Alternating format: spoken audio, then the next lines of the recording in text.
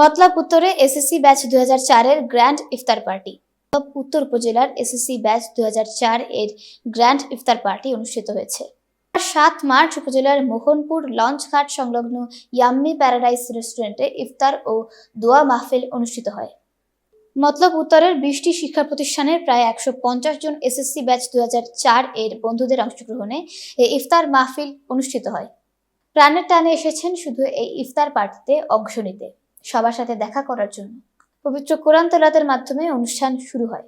এ সময় 2004 ব্যাচের বন্ধু মুসার ছেলের রোগ মুক্তি কামনা ও মতলব উত্তরের যে সকল বন্ধুরা প্রয়াত হয়েছে তাদের রুহের মাগফিরাত কামনা করে দোয়া ও মুনাজাত করা হয়।